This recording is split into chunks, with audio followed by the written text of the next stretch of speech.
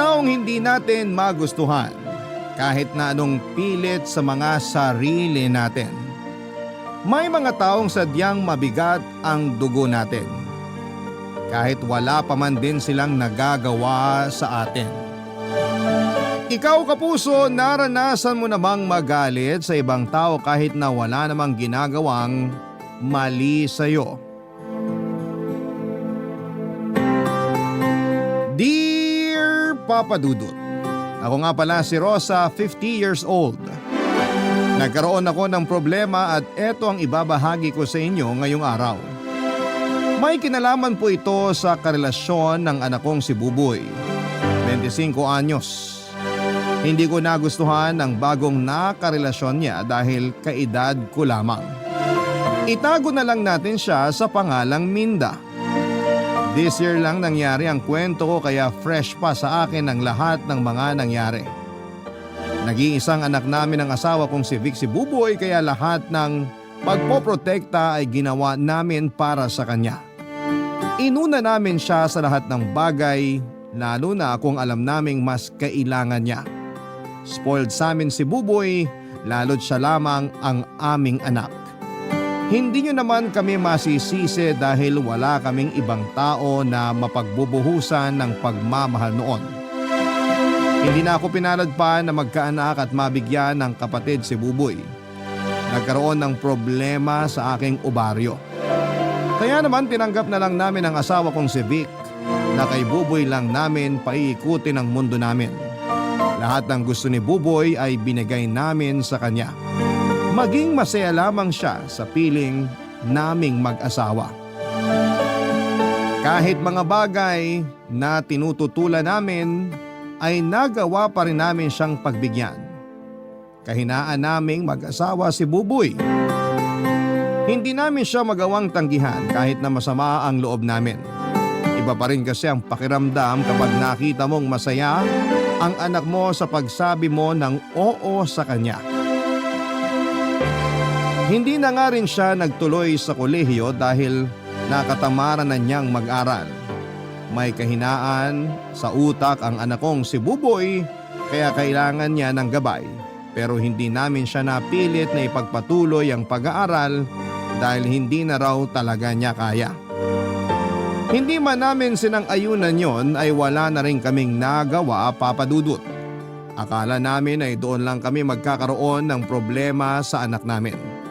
Hanggang sa pinakilala na nga niya sa akin ang karelasyon niyang si Minda. Isang bagay na hindi ko po inaasahan. Kakarating ko lang noon sa bahay isang hapon ng Lunes nang ibalita sa akin ni Buboy na meron na siyang karelasyon.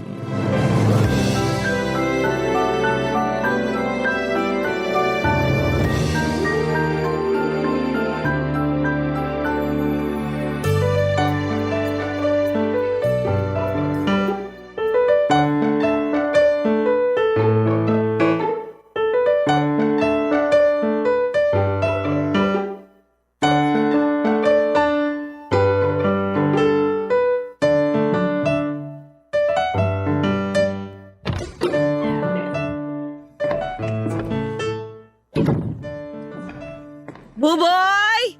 Vic! Asan kayo? Nay, nandyan na po pala kayo. Nasaan ang tatay mo? Hindi pa po dumarating. Baka naipit na naman po sa traffic. Oh, kumain ka na ba? Kinain na po namin ni Minday na tira nating ulam kaninang tanghali. Minda?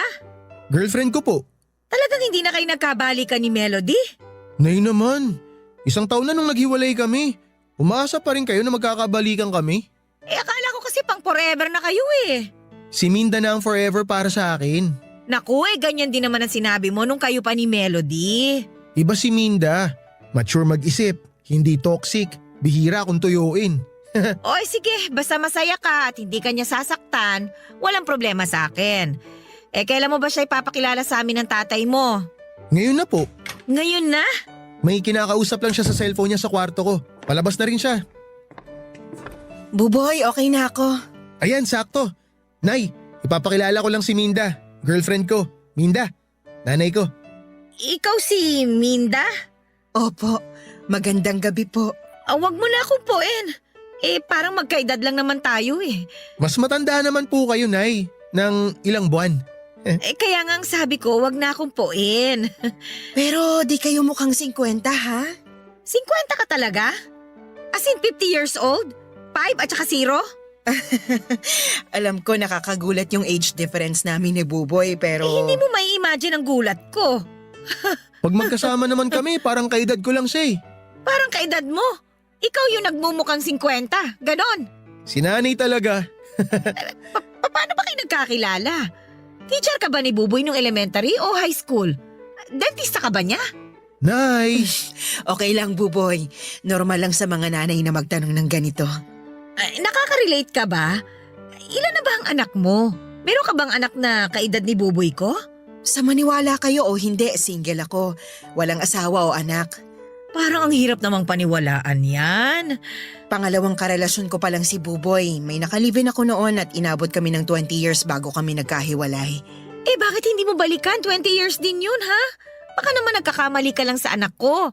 Baka ginagawa mo lang siyang panakipbutas. Nay, please naman. Naku, Aling Rosa. Pwede ko po ba kayong tawaging Aling Rosa? Rosa na lang ay tawag mo sa akin. Pero huwag ka magkakamaling dagdagan ng mama o kaya tita, ha? Rosa, wala na akong balak bumalik sa ex ko. Masaya na ako sa piling ni Buboy. Mabait at masipag. Napalaki niyo siya ng maayos. At sana huwag mong sirain. Uy, Nay! Nagbibiro lang naman ako. Kung dyan kayo nakakakuha ng saya sa mga sinasabi niyo, pagbibigyan ko kayo. Mabuti naman at nagkakaintindihan tayo. Bakit naman di ko maiintindihan ng kapwa ko matanda? Oo nga pala, bagay sa inyo ang stockings na gamit niyo. Di halata ang varicose veins niyo. Saan ba pwedeng umorder niyan? Parang umusok noon ang magkabilang tenga ko sa mga pasimpleng lait na sinabi ni Minda, Papa Dudut. Hindi ko lang pinahalata dahil ayaw kong magmukhang talunan sa aming dalawa. Marami rin siyang naging pasaring bago siya hinila ni Buboy para ihatid na. Nakahalata siguro si Buboy sa tensyon sa aming dalawa kaya minabuti niyang ilayo na sa akin si Minda. Hinintay ko siyang makauwi para masermonan ko pero tinawagan niya ako para ipaalam na kay Minda muna siya matutulog. Alam kong nagdadamdam ng konti si Buboy pero ayaw niya lang pag-usapan yon. Mas okay na rin yon na isip ko. Kesa naman mag-init kaming pareho at mauwi pa kami sa away na mag-ina. Hindi na rin ako nakakain after ng umalis silang dalawa dahil nawala na ako ng gana. Sinubukan ko manood ng TV pero lumilipad ang utak ko noon. Binuksan ko ang radyo para makinig ng music pero ganun pa rin ang mga nangyari. Wala pa rin ako noon sa hulog dahil sa nangyari sa aming tensyon ni Minda. Nag-overthink na rin ako at kung saan-saan napunta ang isipan ko. Natakot ako na baka ilayo ni Minda si Buboy sa akin. Alas 10 na ng gabi nang makauwi noon ang asawa kong si Vic, Papa Dudut. Nakailang tawag ako sa kanya nung umalis na Buboy pero hindi naman niya sinagot. Kaya mas lalo ako nainis dahil kailangan ko ng kakampi pero wala ang asawa ko. Hindi ako nakatulog kaagad at sinadyang hinintay ang pagdating ni Vic. At dumating na nga siya bandang alas 10 na at mukhang napagod sa trabaho at sa traffic. Kung normal na araw, baka hinayaan ko siyang magpahinga muna para makabawi ng lakas. Lalo't alam kong may trabaho pa siya kinabukasan. Pero hindi ko kayang ipagpaliban ang isyu ko sa relasyon ni Buboy at Minda. Kinailangan ko nang sabihin kay Vic ang lahat para makakuha naman ako ng simpatya at kakampi. Pinagtimpla ko muna siya ng kape at pinagdala ng damit na pangbahay. Noong naubos na niya ang kanyang kape at naisuot na niya ang pangbahay, hinarap ko na siya para ibalita ang mga nangyari. Ramdam na noon ni Vic na may masama akong balita dahil hindi ko naman siya madalas pinagdadala ng pangbahay at pinagtitimpla ng kape kung wala lang.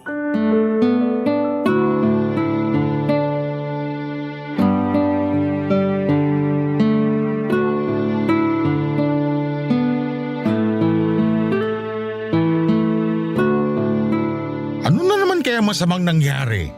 Ha? Sabihin mo na. Paano mong nalaman na may masamang nangyari? Sumasideline ka na rin ba bilang manghuhula? Pinagtimpla mo ako ng kape. Binigyan mo ako ng pambahay.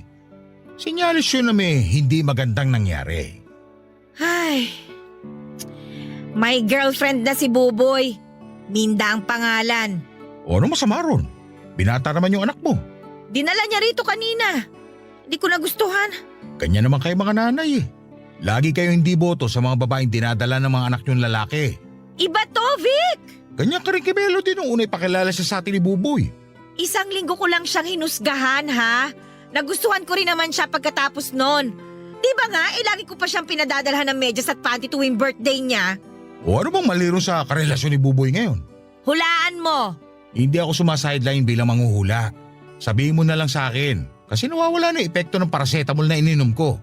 Sasakit na naman tong ulo ko. Kaedad natin yung bago niyang girlfriend. 50 na rin? Ano ba akala mo sa atin? 60 years old? Kinaklaro ko lang naman. Mali yun eh. Kung hahanap si Buboy ng karelasyon, dapat kaedad niya o mas bata sa kanya. Hindi yung tipong kabatch pa natin nung elementary. Hindi yung mga kasabay pa natin papunta kay San Pedro. Ano bang magagawa natin? Na-inlove si Buboy eh. Ay, nabulagan siya kamo. Baka may mommy issue si Buboy kaya siya pumatol sa kaedad natin. Hindi kaya may lihim na sama ng loob si Buboy sa akin? At ginagamit lang niya si Minda para gumante? Kailangan kong masabihan si Minda para magkahiwalay sila. Ano ba nakakatawa doon? Seryoso ako, Vic, ha? Masaya lang ako na nakikita kang praning. Nanay ka nga talaga. Pero dapat tandaan mo, nasa tamang edad na si Buboy. May karapatan na siyang pumili ng taong mamahalin niya. Ah, ganon. Sige, magkampihan kayong mag-ama. Hubarin mo na rin yung damit mo para maibalik ko na sa cabinet. Matulog kang walang suot. Kabaging ka sana hanggang Sabado. Rosa naman, akala ko hinihingi mo opinion ko. Hinihingi ko, nakampihan mo ako. Ay, talaga bang 50 anyos na si Minda? Oo nga. Nakikita ko na ang punto mo. Dapat kanina mo pa nakita. Hindi ngayon matapos kung hilingin na kabaging ka. Hindi nga naman magandang kaedad natin ang karelasyon ni Buboy. Hindi maganda para sa ibang nakakakita. Ayan, tama ka dyan. Asan ba si Buboy na mapagsabihan ko? Wala siya rito sa bahay. Doon daw matutulog kina Minda.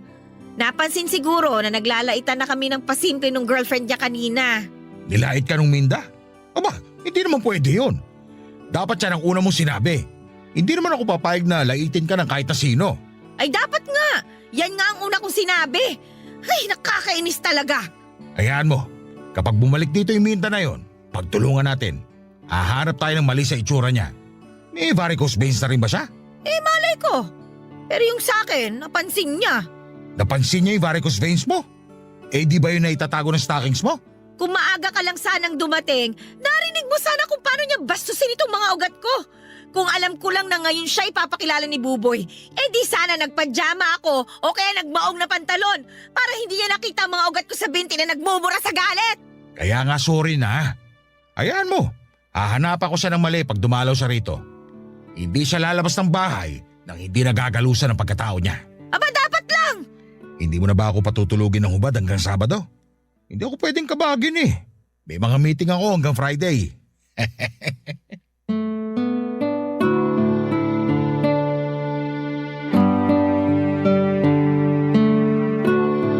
Papadudot kahit papaano naman ay naibsan ang inis ko kay Minda ng kampihan ako ni Vic. Alam kong hilaw ang naging pagkampi niya sa akin pero ayos na rin yon para sa akin. Gusto ko lang din talaga na may mapagsabihan noon ng sama ng loob ko. Nagtimpla ko ng gatas after ng pag-uusap naming mag-asawa tungkol kay Minda. Nagbago kami ng pag-uusapan para naman hindi ko maidala sa pagtulog ang galit ko. Kaya lang din naman ako pinalad na hindi yon maidala sa kama. Dahil noong nakahiga na kaming mag-asawa ay naalala ko na naman ang inis ko kay Minda. Sinubukan kong ibahin ang iniisip ko pero bumabalik-balik pa rin si Minda sa diwa ko. Napabangon tuloy ako para pumunta ng kusina para magtimpla ng tsaa, baka sakaling mapakalma ako. Pero hindi yun naging effective sa akin. Parang lumala pa nga noon ang inis ko. Sinubukan kong tawagan si Buboy pero hindi niya sinasagot. Nag-text ako sa kanya na sagutin niya pero hindi siya nag-reply. Baka nga naman kasi nakatulog na sila ni Minda. Baka rin naghaharutan sila noon kaya hindi niya magawang sagutin ang text o tawag ko. Dahil sa iniisip kong yon ay mas lalo tuloy akong nagalit. Lumabas ako ng bahay para magyosi.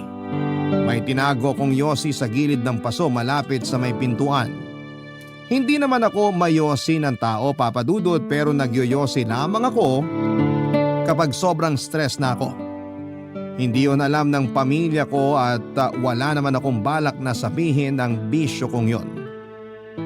Doon pa lang ako kumalma nang makahit-hit na ako ng 3 beses, Papa Dudut. Nakadalawang yosi ako bago tuluyang kumalma ang mga ugat ko sa ulo. Nagpasya na rin akong bumalik sa loob ng bahay.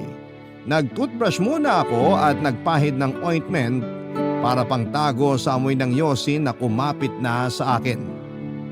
Nagpalit na rin ako ng damit at saka ako nagbalik sa kwarto, Papa Dudut. Inamoy ko muna ang sarili ko at nang panatag na akong wala ng bakas ng yosi sa katawan ko, ay saka ko na tinabihan ang asawa kong mahimbing na natutulog noon.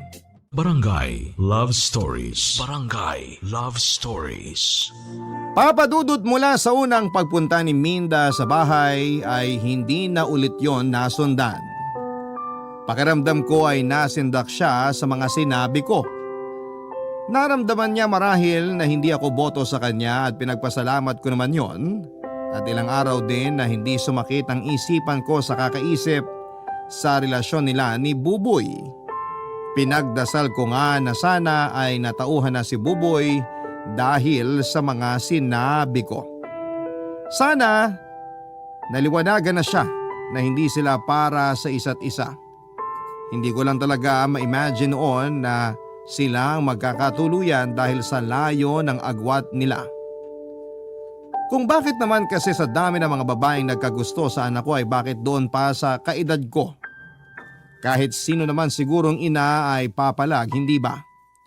Papa Dudut, hindi namin napag-usapan muli ni Buboy ang tungkol kay Minda.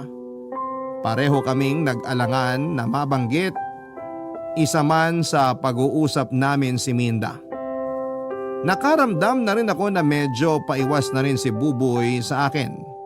Pero normal lang naman yon sa amin kapag may mga hindi kami napagkakasunduan.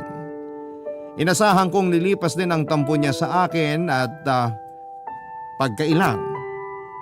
Kapag na-realize niyang tama ako sa mga sinabi ko kay Minda tungkol sa kanya. Inakala kong matatahimik na ang buhay naming pamilya dahil wala na akong balita pa kay Minda, Papa Dudut. Inassume ko talaga na hiwalay na sila kaya hindi na rin pumupunta sa bahay. Hanggang isang araw, nilapitan ako ni Buboy para sabihing ipapakilala na niya si Minda kay Vic. Nanlaki ang mga mata ko dahil sa pagkabigla. Pinagsabihan ko siya kung bakit biglaan siyang magsasabi ng ganon, buong akala ko ay hindi na sila natuloy. Napailing na lamang si Buboy at sinabing busy lang sa trabaho si Minda kaya hindi na siya naulit dumalaw sa bahay. Wala na rin akong nagawa nang mag-decide si Buboy na papuntahin na si Minda sa day off mismo ni Vic. Nainis ako dahil wala akong nagawa para kontrahin yon. Hanggang sa sumabit na nga ang araw na kinakatakutan ko. Nagkaharap na kaming buong pamilya kasama si Minda.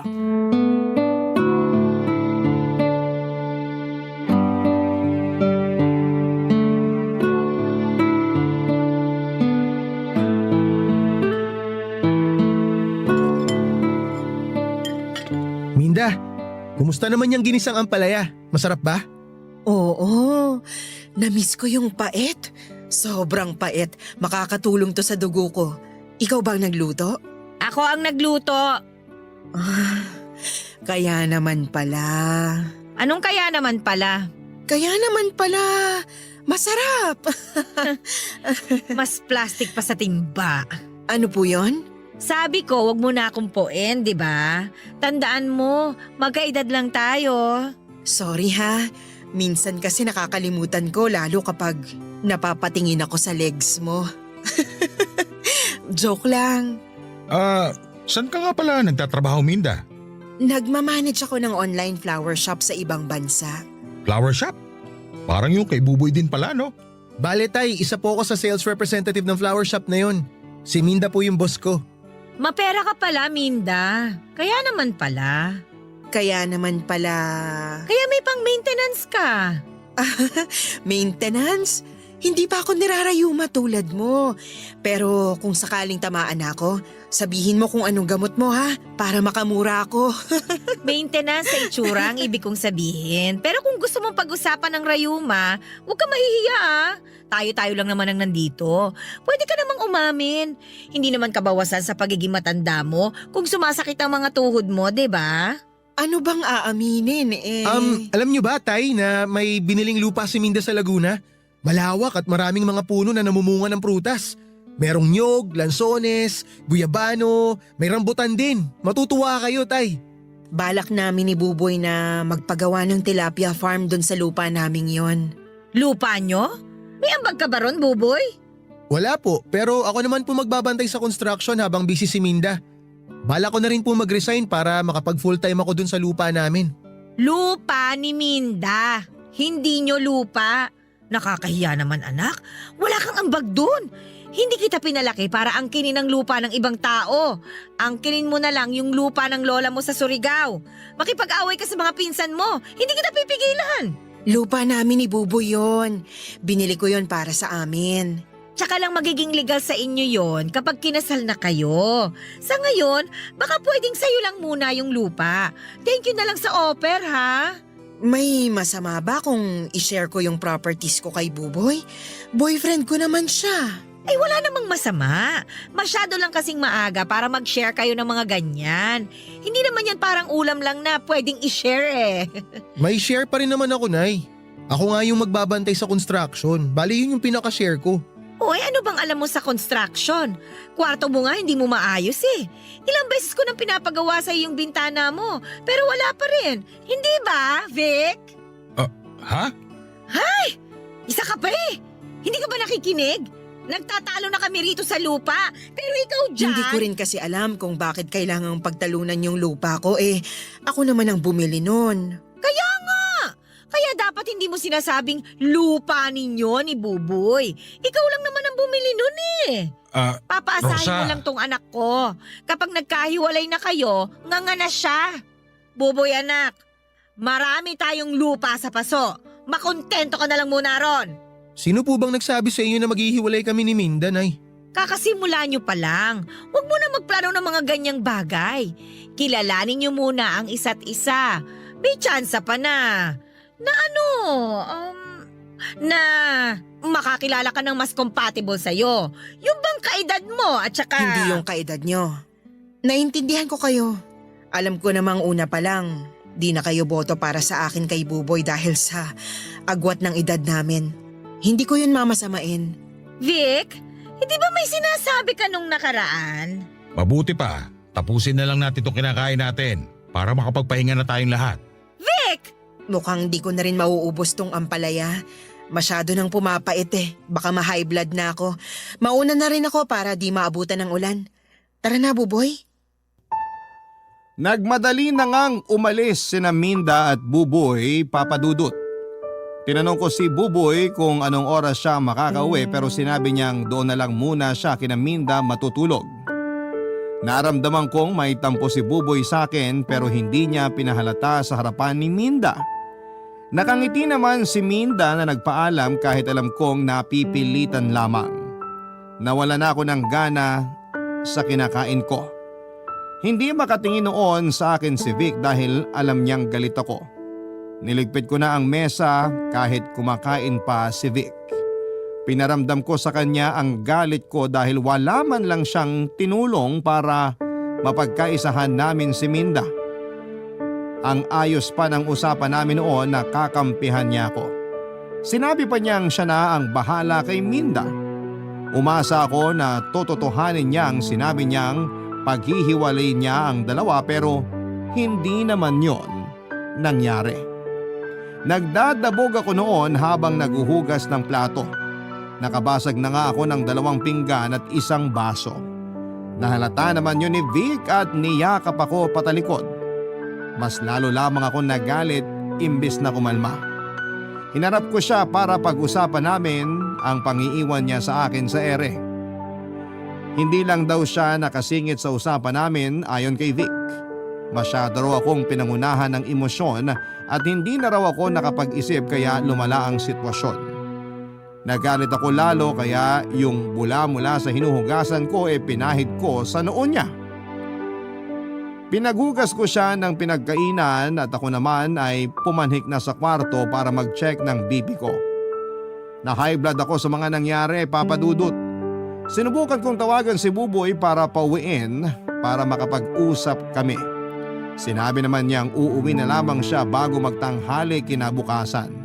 Wala na rin akong nagawa kundi ang pumayag na lamang dahil baka mas lalong magtampo sa akin ang anak ko. Noong natapos naman si Vic na maghugas ng pinagkainan ay pumasok na rin siya ng kwarto. Nilambing niya ako at nagsorry dahil sa pag-iwan niya sa akin sa ere. Nagkunwari akong nagtatampo pa pero nawala yon lahat ng sinabi niyang sa susunod na pagbalik ni Minda sa bahay ay magsasalita na siya. Nabuhayan ako ng loob at sinabi ko rin sa kanya na pagka-uwi ni Buboy kinabukasan ay pwede na niyang simulang siraan si Minda habang wala nga ang kontrabidang babaeng yon, Papa Dudut.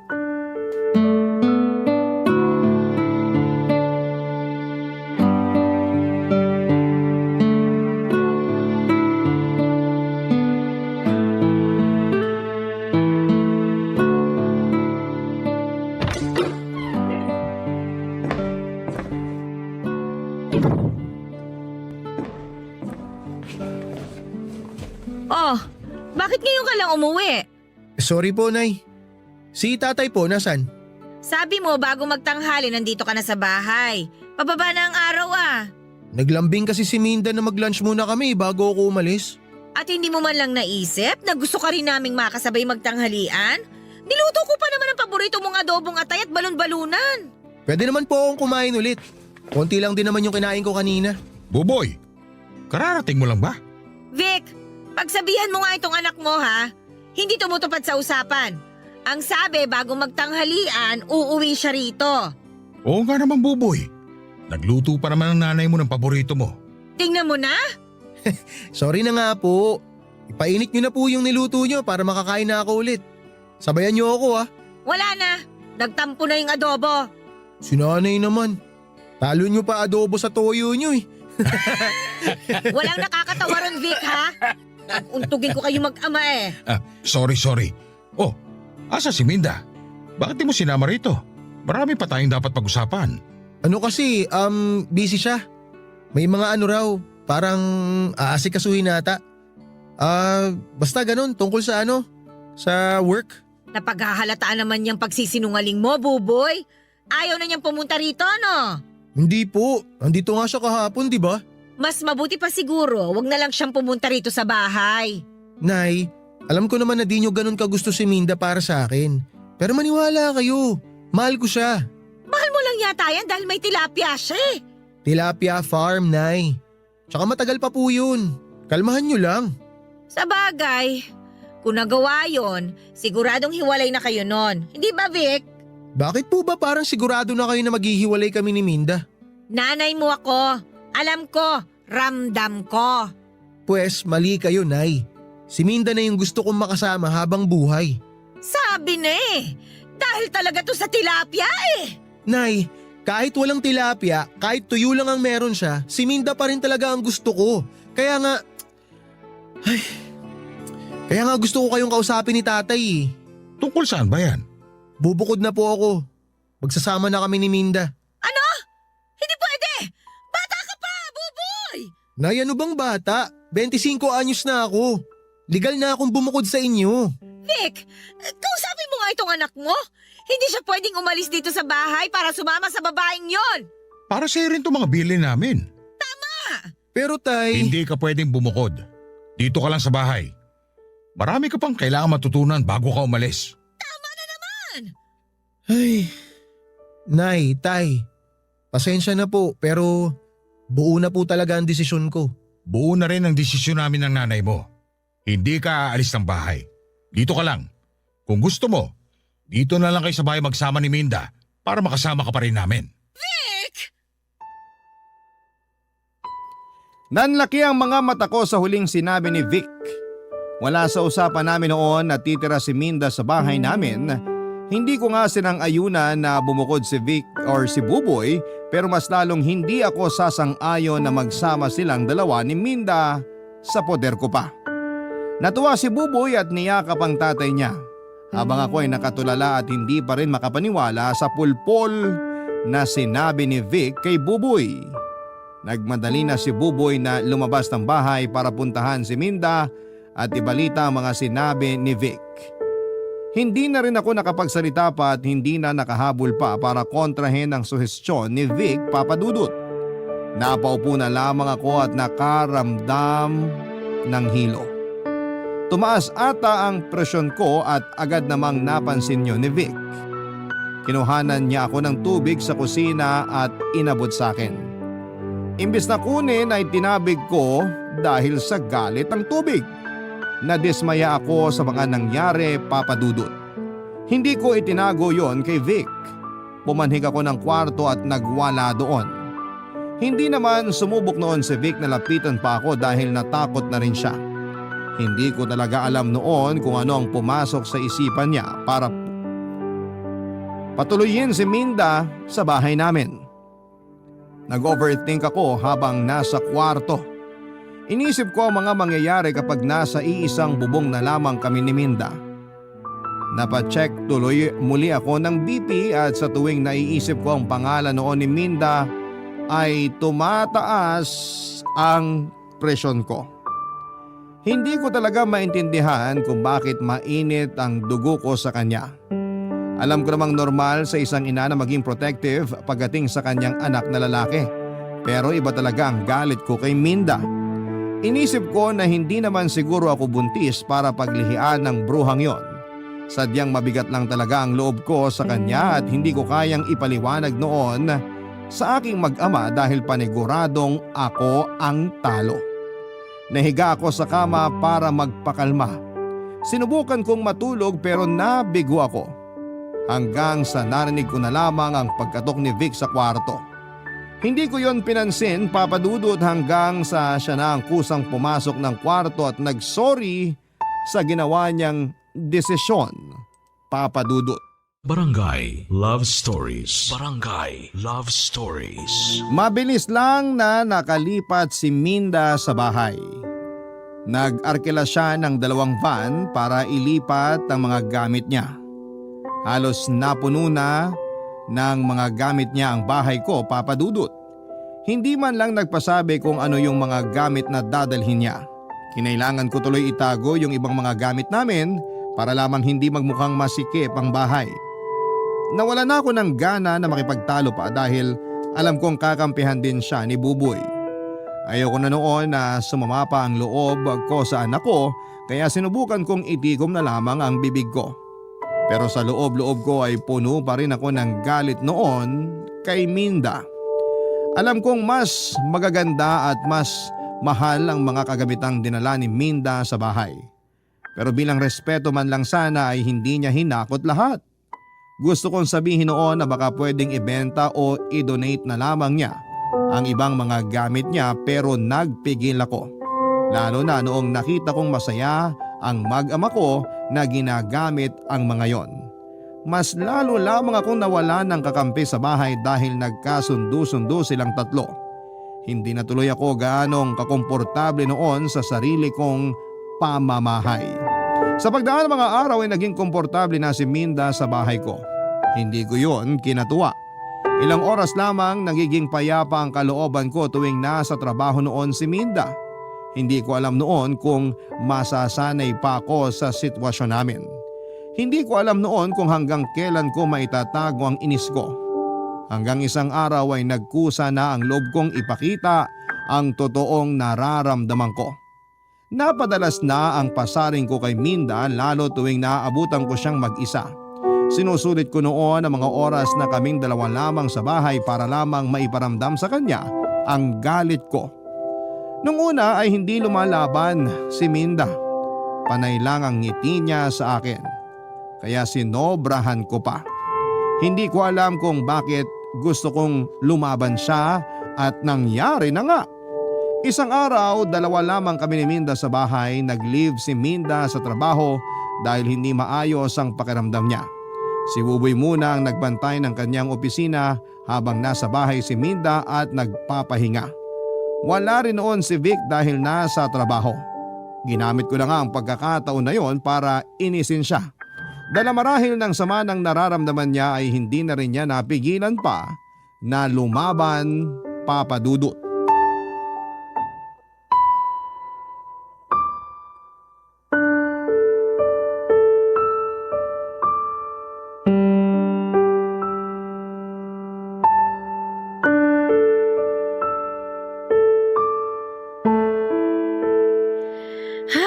Napakasikip na ng bahay ko. Kahit hangin, hindi na magkasya. Ako bang pinaparinggan mo o yung hangin? Ay, wala sa choices na binigay mo. Ang pinaparinggan ko, itong rocking chair na dinala mo. Ilang beses na kasing tumatama rito yung hinliliit ko sa paa. Baka isang tama pa, mapudpud na. Pinapakuha ko na yan sa pamangkin ko pero next week pa raw siya pwede. Huwag kang mag-alala. Doon na sa bahay nila mang pupudpud ng hindiliit yung rocking chair na yan. Bakit kailangan next week pa? Baka pwede ngayon na. Kahit ako na magbayad sa kukuha niyan para ihatid sa pamangkin mo. Next week pa kasi babalik yung pamangkin ko. Pasensya na ha. Akala ko kasi matutuwa ka kapag inuwi ko yan dito. Bakit naman ako matutuwa kung pupudpurin niya ng hinliliit ko? Kaya nga pasensya na eh. Yung pamangkin mo, baka gustong iuwi na rin yung sopa na nakabalandra dun sa kusina. Bagay naman yung sofa ko sa kusina natin ha. Bagay sa kusina ko? Paanong bumagay? Hindi nga ako makapagluto na maayos dahil dun eh. Puro talsik na rin ng mantika yon. Sino gusto mo po sa sopa na puro mantika?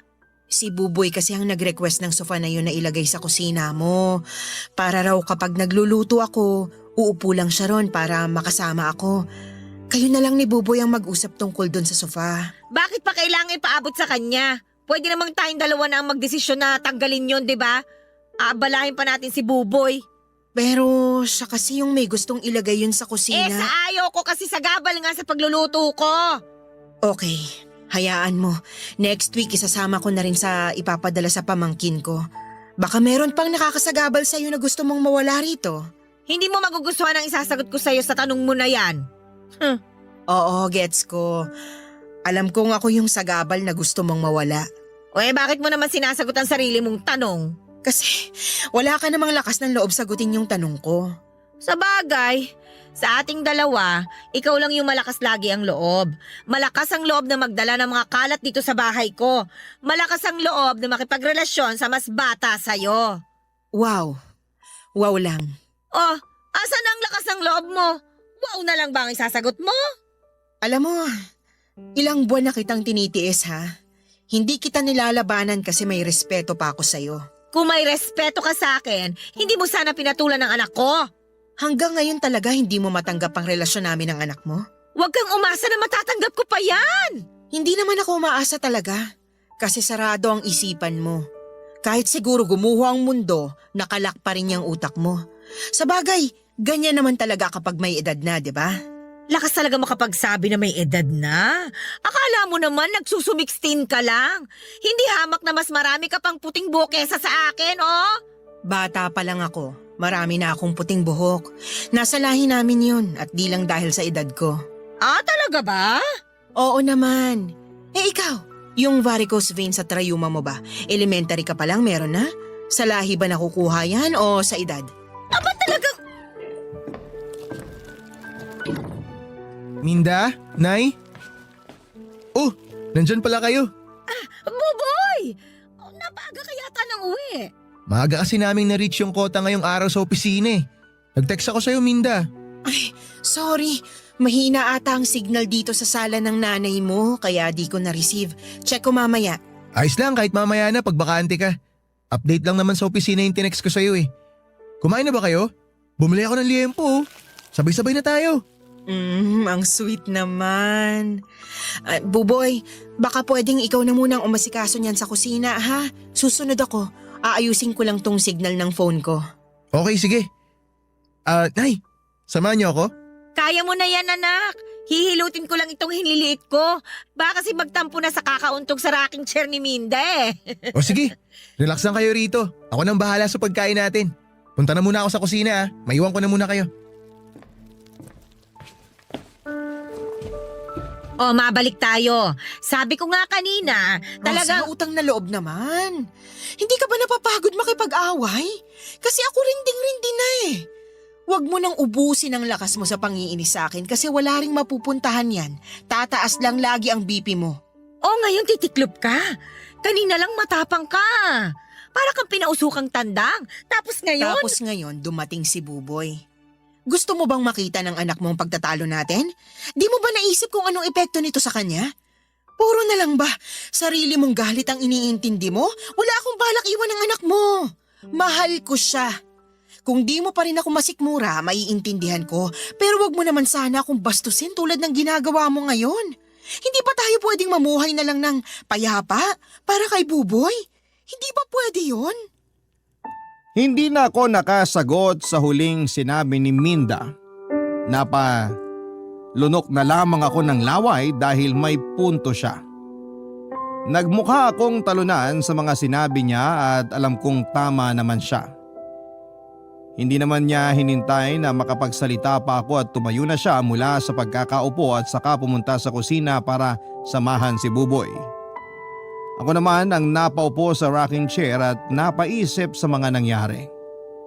Napaisip ako sa mga sinabi ni Minda.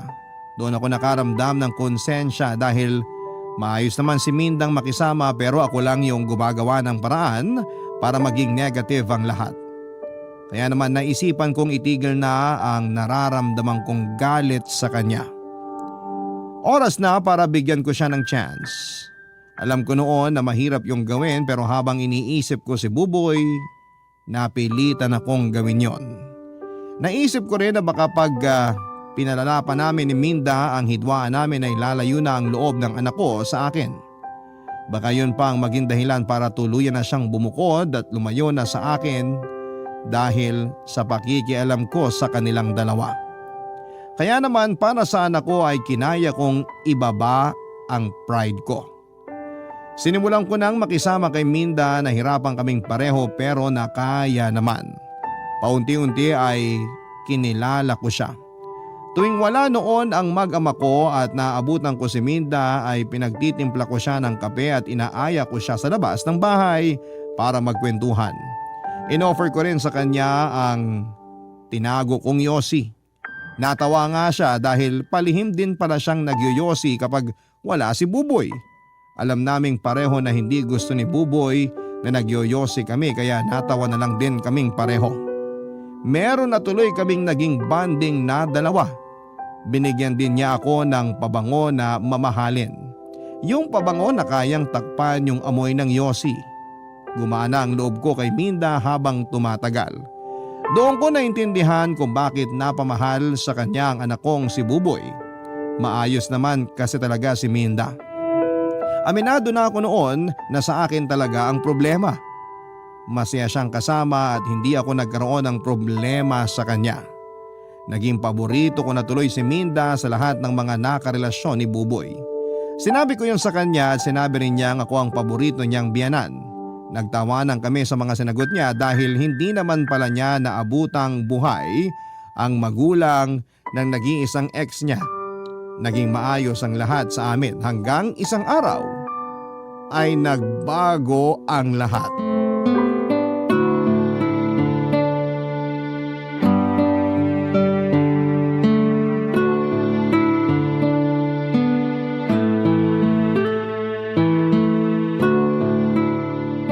Bagong paborito ko na tong nilagang baka ni Rosa. Ang lambot ng baka. Naparami tuloy yung kanin ko. Binugbog pa kasi niya yung baka bago niya niluto. Ikaw talaga, Vic, isusumbong kita. Matagal ko nang sinumbong ang sarili ko. Gusto mo, samahan pa kita eh. Sige, next week pag di na ako busy. Maiba tayo. Busy na si Buboy sa lupa niya sa Laguna. Ang dami na nga niyang plano para ron. Hinayaan ko na lang. Ang saya rin naman kasi niyang tingnan habang ginaganahan. Masaya rin akong tignan habang ginaganahan. Hoy, ano ba? Balik naman. Para makita mo kung paano ako ganahan. Baka may makarinig sa'yo, Vic. Mamaya pang gabi ang uwi ni Rosa. Si Buboy, di ba, sabi niya, tatawag naman siya pag babiyahe na pauwi. Tara na, mabilis lang to. Sa kwarto niyo ba ni Rosa? Dito na lang tayo sa sala. Ayoko nang pumanik. Nahawa na yata ako sa rayuma ng asawa mo. Halikan ko yung tuhod mo eh. Nakakagamot ng rayuma laway ko. Sa labi ka muna. Tapos pababa sa tuhod ko. O sige, sabi mo eh. Halika nga rito. Mga hayop! Rosa! Rosa, teka lang. Walang teka lang! Wala ngang preno yung kademonyohan ninyo eh! May balik pa sa tuhod! Ano ka, santo? Please, hayaan mo kami mag-explain. Kahit anong explanation ninyo, wala akong tatanggapin! Rosa, makinig ka. Hindi namin to sinasadya. Hindi sinasadya?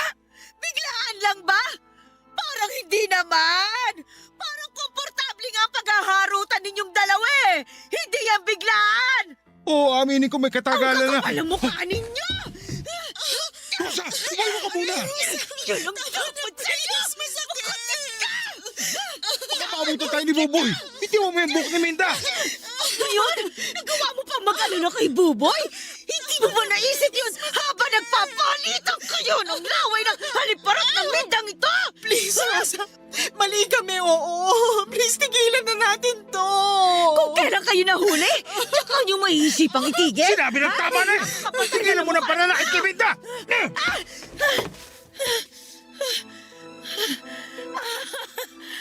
Magaling! Para sa kabit mo, nagawa mo akong itulak at saktan! Para talaga sa kabit mo! Sorry kung naitulak kita. Hindi ko sinasadya. Ayaw mo kasi tumigil eh. Hindi sinasadya? Ilang beses nyo bang gagasgasin ang mga salitang yan, ha? Hindi na ako naniniwala sa salitang yan! Sinadya mo ako itulak! Sinadya mo ako saktan! Sinadya mo kumabit sa huda sa babae na to! Sorry, Rosa. Sorry. Pero please, huwag nating ipaalam to kay Buboy. Mahal ko ang anak mo. Hindi ko siya kayang mawala sa akin. Sana bago mo hinubad ang panty mo para sa asawa ko, naisip mo sana yan! Mali naman talaga eh. Mali talaga. Nagpatukso ako, oo. Nalungkot. Pasensya na. Hanggang ganyan na lang kaya mong sabihin, ha? Kasi ayoko nang depensahan ang sarili ko. Mali ako. Rosa, pag-usapan natin to. Para sa kapakanan ni Buboy. Pag-usapan natin to, pakiusap. Sa ating tatlo, ako lang ang nag-iisip sa kapakanan ni Buboy. Kayong dalawa, wala kayong ibang iniisip kundi ang init ng mga pang-ibaba ninyo. Mga hayop! Walang yaka talaga, Minda! Uy! Rosa! Sinasabi Rosa! Paano, Buboy? Nasasaktan ako. Dapat lang masaktan ka! Kulang pa nga ito sa ginawa niyo sa amin ni Buboy eh! Tama na, Rosa! Tama na! Hindi! Wala na akong awa! Kung meron man ako natitirang awa, para na lang yun sa anak ko!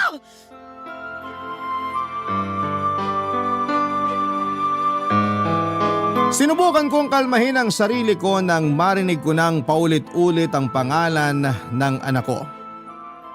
Napaiyak na lamang ako at napaupo sa sahig sa sobrang sakit ng nararamdaman ko. Hindi nagtagal ang panginginig ng katawan ko, sinubukan akong yakapin ni Vic pero sinampal ko siya ng ilang ulit. Hindi naman niya ako nilabanan dahil alam niyang deserve niya yon. Nang mapagod akong saktan silang pareho ay doon na ako kinausap ni Vic at inamin niyang matagal na silang nagkaroon ng lihim na relasyon. bago pa man din maging sina Minda at Buboy. Isang buwan lang ang naging relasyon na yon dahil nakonsensya daw si Vic at na-realize niyang ako pa rin ang mahal niya. Nagalit si Minda at sinubukang gumanti. Nagpaligaw siya kay Buboy at na-fall na si Buboy sa kanya. Inakala ni Minda na paglalaruan lang niya si Buboy para saktan si Vic. Pero nahulog na rin si Minda sa kanya habang tumatagal. Inakala ni Minda na nawala na ang nararamdaman niya para kay Vic mula noong maging sila ni Buboy, pero nagkamali siya. Mula noong tumira si Minda sa bahay ay nanumbalik ang pagmamahal niya para kay Vic at ganun din ang asawa ko para sa kanya. Sinubukan na naman daw nilang pigilan ang nararamdaman nila pero nahirapan sila dahil nagkalapit silang muli. Hindi naman nawala ang nararamdaman ni Minda para kay Buboy at aminado naman siyang mas mahal niya ang anak ko kesa sa asawa ko. Nadala lang daw sila ng init ng nararamdaman nila sa tuwing naiiwan silang dalawa na magkasama ni Vic. Nagkamali sila na napasunod sila ng tawag ng laman pero handa na raw nilang talikuran ang ginagawa nila. Nakiusap sila na itama ang pagkakamali nila at nakiusap silang wag nang ipaalam kay Buboy ang lahat para hindi na raw masaktan pa ang aking anak. Baka kapag nalaman daw ni Buboy ang tungkol sa relasyon nila Vic at Minda ay baka kung ano pa ang gawin niya sa sarili niya. Natakot ako habang iniisip kung paanong masasaktan ang anak ko kapag nalaman niya ang katotohanan. Napamahal naman si Buboy kay Minda, baka yun na rin ang maging mitsa ng paglayo ni Buboy sa aming mag-asawa. Kaya wala akong nagawa kundi ang umuo na lamang para sa kapakanan ng anak ko. Nagpanggap kaming tatlo na parang walang nangyari at doon ako nahirapan. Araw-araw mula noon hanggang ngayon ay puro guilt na lamang ang nafe-feel ko sa tuwing nakakaharap ko si Buboy. Kaya ngayon ay gusto kong matulungan ninyo ako dahil hindi ko na alam ang gagawin ko, Papa Dudut. Tama bang ilihim ko na lang ang lahat ng ito sa anak ko at ipagpatuloy pa rin ang lahat na para bang walang nangyari? O sasabihin ko na ang katotohanan? Maraming salamat, Papa Dudut, hindi lamang sa pagbasa ng aking liham, kundi sa pakikinig na rin sa aking hinaing. Sana ay magawa ninyo akong tulungan kasama ng mga kabarangay natin na laging nakasubaybay sa inyong programa. Hanggang dito na lamang ang aking liham. More power sa inyong number 1 radio station, ang Barangay LS. Ang inyong kabarangay forever, Rosa. Nagustuhan ng iyong napakinggan? Ituloy yan via live stream sa www.gmanetwork.com/radio. Barangay LS 97.1